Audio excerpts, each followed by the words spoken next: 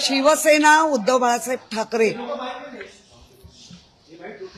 ज्या वेळेला आमचे शिवसेना प्रमुख बाळासाहेब ठाकरे हयात असताना 2005 ला कधी महिलांना संपर्क प्रमुख पद नव्हतं। त्यावेळेला संपूर्ण कोकण सिंधुदुर्ग हा मला देण्यात आलेला संपर्क प्रमुख म्हणून महिला हा पहिला इतिहास। त्यानंतर मी जेव्हा महापौर झाली उद्धव बाळासाहेब ठाकरे यांनी मला जे आशीर्वाद दिले किंवा मला ती संधी दिली ती बिनविरोध महापौर हे मला वाटतं माझ्या वेळेला पहिल्यांदा लढलं।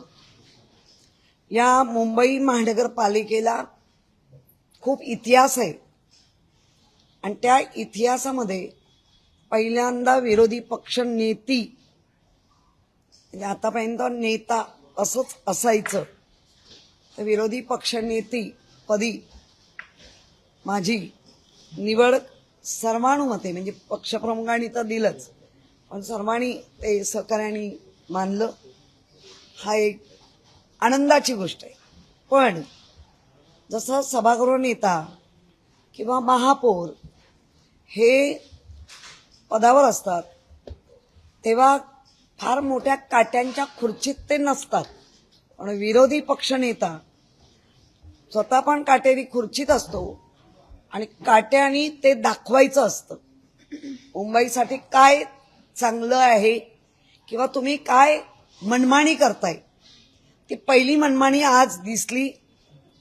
आज प्रस्ताव आणलाय ठराव आणला नाही अशा शब्दांचे कृपया करून डावलण्याचा प्रयत्न केला जो राज्यात आज डावलण्याचा प्रयत्न झालाच आहे होतोय। त्या संख्येवरून विरोधी पक्ष नेता पदच नाही। खरं म्हणजे संविधानामध्ये जरी संख्येचे अंकांची संख्या आणि संख्यांचं अंकगणित मांडलं जातं तरी विरोधी म्हणून दिल्ली सारख्या ठिकाणी आणखीन 1-2 शहरामध्ये अतिशय कमी संख्येने असूनही विरोधी पक्षनेता पद दिलं गेलंय पण महाराष्ट्रामध्ये मात्र हे घडूनही दिलं जातंय। तेच मुंबई महानगरपालिकेमध्ये खरी तशी प्रबळ इच्छा होती पण मुंबईकरांनी बाळासाहेबांच्या विचाराला आणि उद्धवजींच्या आणि आदित्यांच्या कामाला आणि आम्ही सर्वांनी जे मुंबईमध्ये अनेक वर्ष काम करत आलोय स्थानिक पातळीला लोकांना ते मान्य आहे त्याच्यामुळे आम्ही पण मोठ्या संख्येने निवडून आलो। विरोधी पक्षाला पेसच द्यायचं नाही हा जो काही त्यांचा प्रयत्न आहे त्या ह्याच्यावरती बोलायला नाही दिला। आजचा प्रसंग म्हणजे जो सभागृहामध्ये जो एक दिवस आधी मेट्रो अख्ख्या मुंबईत मेट्रोनी सगळ्या मुंबईकरांचं जनजीवन विस्कळीत केलंय धुलीमय केलंय खड्डेमय केलंय त्यावर जे घडलं त्यावर बोलायलाच दिलं नाही म्हणजे जिवंत लोकांना तर न्याय मिळणारच नाही दिसतंय पण मृत पावलेल्या व्यक्तींना शाब्दिक प्रकारे श्रद्धांजली वाहण्याचं पण औदार्य जर सत्ताधारी म्हणून दाखवत नसतील तर मला वाटतं याचा निषेध केला पाहिजे। ज्या प्रकारे हादसा घडला त्याच्यामध्ये बाहेरून आलेला जौनपूरवरून आलेली व्यक्ती होती जे जौनपूर मतदारसंघ माननीय सन्माननीय पंतप्रधान यांचा तो मतदारसंघ त्या मतदारसंघातल्या व्यक्तीला मृत पावला। आमच्या मुंबई महानगरपालिका आणि महाराष्ट्राच्या राज्य सरकारने मुंबई महापालिकेचा रोल थोडा कमी आहे पण महाराष्ट्र राज्य सरकारचा जो MMRDA जो ज्यांच्याकडे ते रिजन त्या लोकांनी दुर्लक्षित केलं आणि आज ती व्यक्ती मृत्युमुखी पडलीच पण त्याबरोबर दुसरी जी आहे तिला मी पाहून आली। मी त्याच्या शेजारी असलेल्या उपासनी हॉस्पिटलचं तुमच्या माध्यमातून मी त्यांना मनापासून धन्यवाद देते. आणि जेव्हा मी पोचले तेव्हा मला कळलं ज्या क्षणाला हा किस्सा घडला त्या क्षणाला स्वतःच्या जागेवरच्या रिसेप्शन पासून सगळे धावत गेले. नुसतं धावत नाही गेले, स्ट्रेचर, त्याच्यानंतर व्हीलचेअर, डॉक्टर्स, सिस्टर्स सगळे गेले आणि जास्तीत जास्त लवकर त्या लोकांना आपल्याला काय हेल्प करता येईल का. परंतु जो मृत्युमुखी पडला त्याच्या डायरेक्ट ते संपूर्ण डोक्यावर आल्यामुळे म्हणजे पूर्ण पाठचा जो आपला मणका आहे तोच हे झाल्यामुळे तो जागच्या जागी गेला. पण दुसरी जी व्यक्ती आहे ती पण यादवच आहे, ती पूर्ण राईट साईड तुटून गेलेली आहे. आजही त्याला उपासनी हॉस्पिटलमध्ये अतिशय चांगली तात्काळ त्याच्यावरती मल्टी सर्जऱ्या केल्या, ब्लिडिंग थांबवलं. आजही त्याला हे होत आहे श्वास घ्यायला. तिसरा जी व्यक्ती आहे ती पण त्याच पद्धतीने ऍडमिट आहे. चौथी ज्याच्या बॉनेटवर सगळं पडलं त्या महिला होत्या, मुलाला शाळेत आणायला जात होत्या. त्यांना समोरून काचा, नशीब ते डोळ्याला, आता डोळ्यात काचा गेल्या असत्या.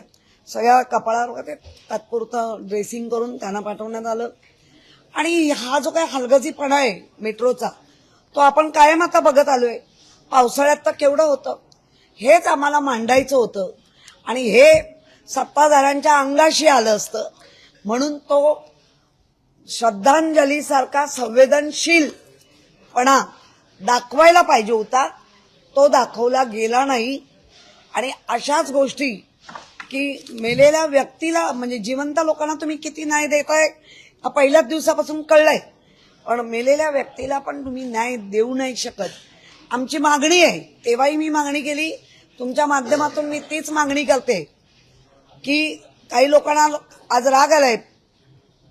50 करोड हा आमचा शब्द नाही. 50 करोड ज्या आमदारांनी तो शब्द वापरला,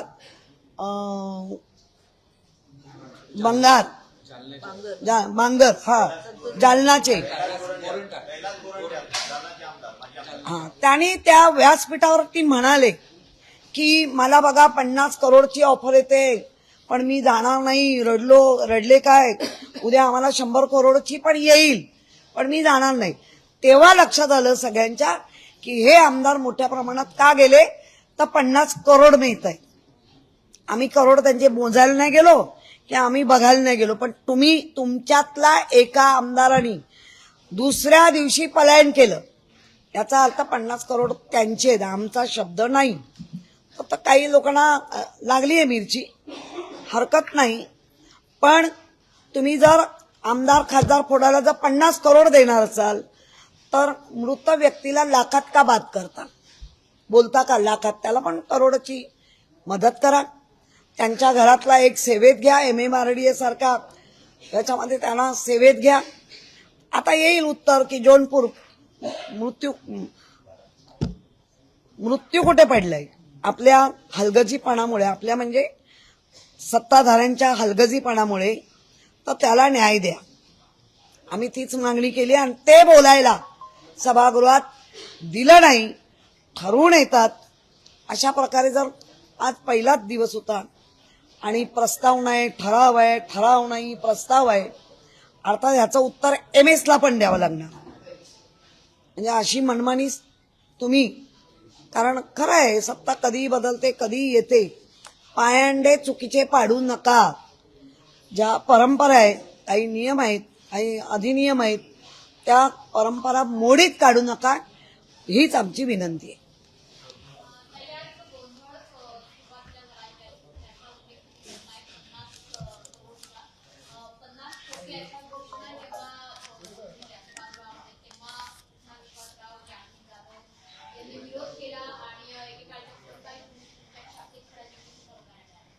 नाही, कृष्णा विश्वासराव ज्या पद्धतीने लाज वाटते का, मुळात तुम्ही निवडून आलात, बचते आलात, पण तुम्हाला लाज वाटली का हे करताना, आणि सभागृहासारखे जुन्या स्वतःला समजतात, तर ही गरिमा कोणी राखायची, कोणाची लाच काढतात?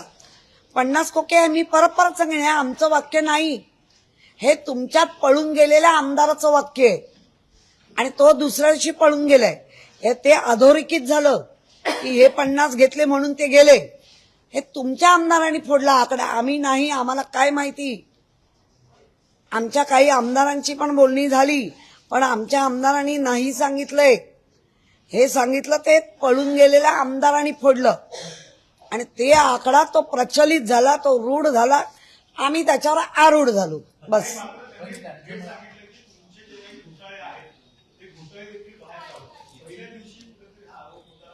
नाही, मुळात बघा, यांना कामकाज करायचं आहे की नाही हे आस्था दिसत नाही. तृष्णा विश्वासरावच्या बाजूला स्टँडिंग चेअरमन बसलेला केवढा मोठा घोटाळा घेऊन बसले. म्हणजे काय, कशाची, जे आम्हाला विचारतात लाज वाटते काय, तर तुम्हाला काय वाटते? आणि हा जो काही सगळा प्रकार आहे ना, जो तुम्ही म्हणताय न्यायालयात आला, तुम्ही न्यायालयाच्या वर आहात, आजही बोला ना. आम्ही परत परत सांगतोय, आम्ही 50 खोके आम्ही बोलत नाही, आम्ही बोललो नाही. तुमच्या आमदाराकडनं तो आकडा फुटला आणि तो प्रचलित झाला. मग तो त्यांनी फोडला, तो आम्हाला कळला. तुम्हाला जर वाटतंय ना तर आजही करा ना, अडवलंय कोणी, पण त्याच्यात तुम्ही साठवले जाणार आणाच.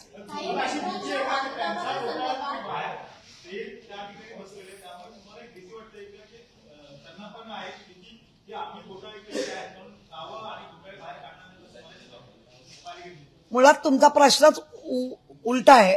एक मिनिट, भीती कशाला वाटायला पाहिजे? भीती वाटायला ज्या पद्धतीने आम्ही लढतोय किंवा लढलो तेव्हा काय कमी भीती दाखवली गेली का? त्यामुळे आता का भीती बाळगायची? जर तुमचं म्हणणं आहे केलं ना, तर अडवलंय कोणी? तुमचा पंतप्रधान, तुमचा मुख्यमंत्री, तुमचा म्हणणारे पण तुम्हीच. आणा ना. ज्या पद्धतीने महानगरपालिकेमध्ये ज्या याची सगळ्याच आयुक्तांनी निवेदन देऊन कोर्टाचा निर्णय काय तो बघा ना. म्हणजे कोर्टापेक्षा तुम्ही मोठे आहात का? त्यामुळे भीतीचा काय प्रश्नच येत नाही, आव्हानचा प्रश्नच येत नाही. हा आव्हान आम्ही आखाडा नाही मांडलाय. सभागृह म्हणजे आखाडा नाहीये. आव्हान प्रति आव्हान द्यायला समजदारी, जे कामकाज करून नाही द्यायचं. हे जे काय बाळकडू घेऊन आलेत, शिंदेकडू, बाळकडू म्हणता येणार नाही, शिंदेकडू, ते दाखवतायत. ते पोपटिनी सारखं तेवढंच बोलायचंय, बाकी ते कशावर बोलू नाही शकत. आमच्याकडे असताना पण त्यांची सगळी कारकीर्द बघा ना, काढा ना. किती भाषणं केली, किती ठराव आणले, काढू ना आम्ही पण. आज पोपटीसारखे बोलायचं का? ते ठरवून येत आहेत. म्हणजे मुंबईसाठी कामकाज करायचं नाही, मुंबईचं काय चांगलं बघायचं नाही, एवढा गोंधळ घालून, गोंधळात गोंधळ करून मुंबईकरांना या जे काही चांगली कामं होतील त्याचा लाभच घेऊ द्यायचा नाही.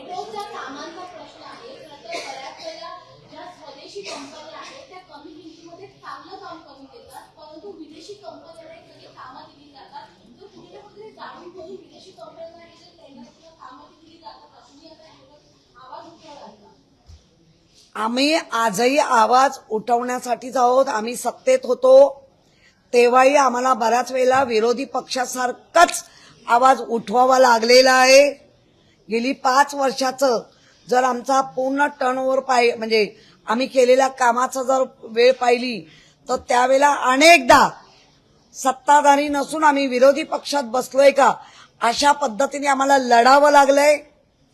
त्यामुळे आवाज तर उठवणारच, पण अशा पद्धतीने महापौर बाहेरून सांगितलेल्या याच्यावरती सभागृह गुंडाळत असतील तर तुमच्या माध्यमातून आवाज उठू.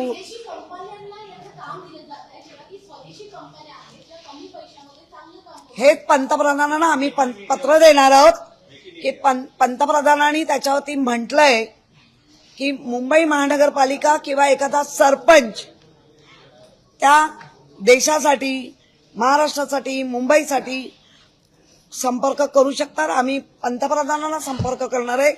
तुम्ही स्वदेशी म्हणताय, तर हे विदेशी काय चाललंय आणि हे विदेशी तुमचे सत्ताधारी करतायत, त्याला तुम्ही कसं बघणार आहात हे पण आम्ही देणार.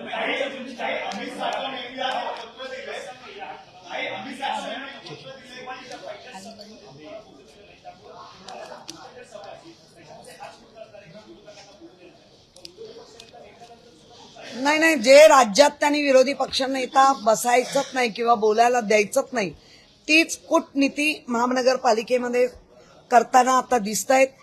आम्हाला बोलायला आज नाही दिलं, त्याचं आम्हाला वाईट वाटलं. का तर तुम्ही जिवंत लोकांना पण न्याय देत नाही आहात, पण मृत व्यक्तीला या ऐतिहासिक सभागृहामध्ये जो जौनपूर सारख्या जिल्ह्यातून जो जिल्हा पंतप्रधान सन्माननीय यांच्या मतदारसंघातला एक सरपंच, त्याच्यावरती मुंबई महानगरपालिकेमध्ये जर बोलता आलं असतं तर त्यांच्या घराला ते पत्र जातं आणि ते पत्र मुंबई महानगरपालिकेचं एक शान वाढवणारं, एक मान वाढवणारं आणि एक त्यांना धीर देणारं पत्र गेलं असतं की तुमचा इथे नोंद झाली. ऐतिहासिक आपलं सभागृह आहे, सभागृहात रामलाल यादव म्हणून श्रद्धांजली वाहिली गेली असती तर अनेक वर्ष त्याचंही नाव त्या पटलावर आलं असतं, पण ते करू नाही दिलं. याचा अर्थ कितीतरी पटीनी अतिशय क्रूर पद्धतीने विरोधी पक्षाबरोबर वागणं, कोणालाही न्याय न देणं, हेच आता त्यांचा एकंदर मनसुबा दिसतोय.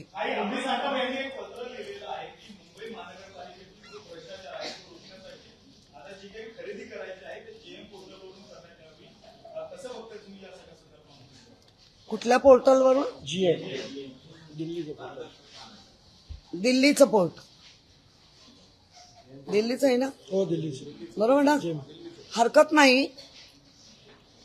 कोविड काळात जेवढा पैसा तुम्ही पीएम फंड मध्ये मिळवला तो पण त्या जरा जीएम पोर्टलवर आणा, सगळ्यांना कळू दे तो किती पैसे तिथे मिळाले, कुठल्या कुठल्या कंपनीनी दिले, कुठल्या कुठल्या कंपनी विदेशी आहेत स्वदेशी आहेत की ज्या गोमाताच्या कंपन्या आहेत, असं सगळं येऊ दे ना. उलट बरं आहे, मी तर म्हणते पारदर्शक कराच, पण मग पीएम पासूनच सुरुवात करा, कारण त्यांच्याच पोर्टलवर जाणार आहे तर त्यांच्या पोर्टलवर कोविड काळातला पण येऊ दे, सगळं येऊ दे, हरकत नाही.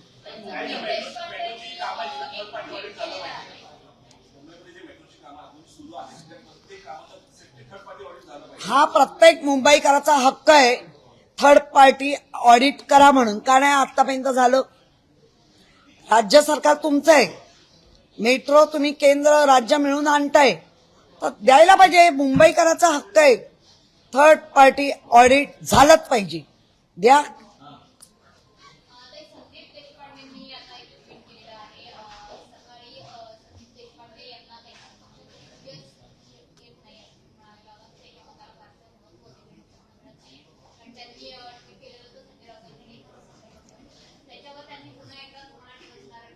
नाही नाही, मी मुळात संदीप देशपांडेंची सारखंच काही ऐकते अशातला भाग नाही. आणि बरेच आता उघड उघड संदीप देशपांडे बोलायला लागले. नक्कीच आमच्या पक्षाचे वरिष्ठ या गोष्टीला उत्तर देत आहेत, देतील. आमच्यापर्यंत जेव्हा येईल तेव्हा आम्ही उत्तर देऊ.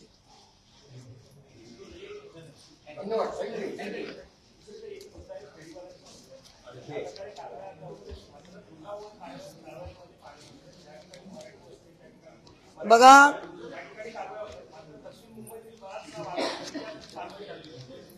नाही मी कुठल्याच मुंबईकरांवर, मग ते फेरीवाले का असेना, फेरीवाला धोरण आपण आणलेलं आहे. राज्य सरकारने ते आता फायनल करायचं होतं, 2014च्या पासूनच आणलं.